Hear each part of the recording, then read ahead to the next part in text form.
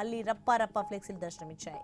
మాజీ ఎమ్మెల్యే రాచమల్లు శివప్రసాద్ రెడ్డి కుమార్తె పెళ్లి రిసెప్షన్ కు హాజరైన జగన్ కు అభిమానులు వెల్కమ్ చెప్పారు.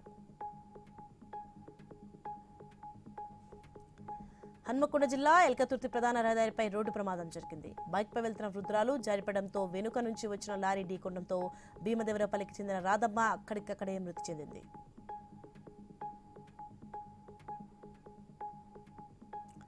ప్రకాశం జిల్లా పోలినేనిపాలెంలో విషాద ఘటన జరిగింది. గొర్రెలు కాయడానికి పొలానికి వెళ్లిన తండ్రి పీర్ల పాపారావు కొడుకు శ్రీకాంత్ కోనేరు గుంటలో పడి మృతి చెందారు.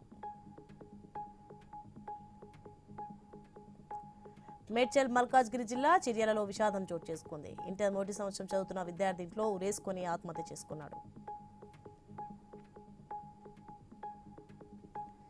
తిరుమల శ్రీవారిని ప్రముఖ నటి జాన్వీ కపూర్ దర్శించుకున్నారు. అలిపిరి కాలిబట్లో సుమారు 4 గంటల పాటు భక్తులతో పాటు నడుచుకుంటూ తిరుమలకు వెళ్లి స్వామివారిని దర్శించుకున్నారు.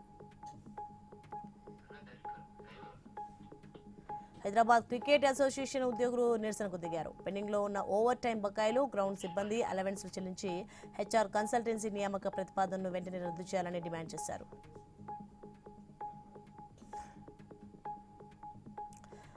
శ్రీ సత్యసాయి జిల్లా కదిర్లో శ్రీ మత్ కాద్రి లక్ష్మీ నరసింహస్వామి వామవారి బ్రహ్మోత్సవాలు జరుగుతున్నాయి. శిశవాహనంపై శ్రీవారు భక్తులకు దర్శనమిచ్చారు.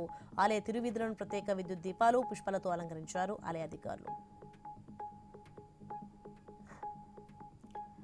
హన్మకొండ జిల్లా కమలాపూర్లో డబుల్ బెడ్రూమ్ల నిర్మాణం ఈటెల రాజేందర్ చొరవతో 5 ఏళ్ల క్రితమే పూర్తయిందని సర్పంచ్ పబ్బు సతీష్ తెలిపారు.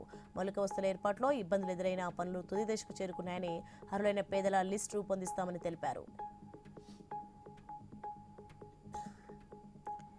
వనపర్తి జిల్లా రేవలిలో విషాదం నెలకొంది. ఎదురెదురుగా వస్తున్న ఆటో, ట్రాక్టర్ ఒకదానికొకటి బలంగా ఢీకొనడంతో 2 వ్యక్తులు అక్కడికక్కడే మృతి చెందారు. పలువురికి గాయాలయ్యాయి.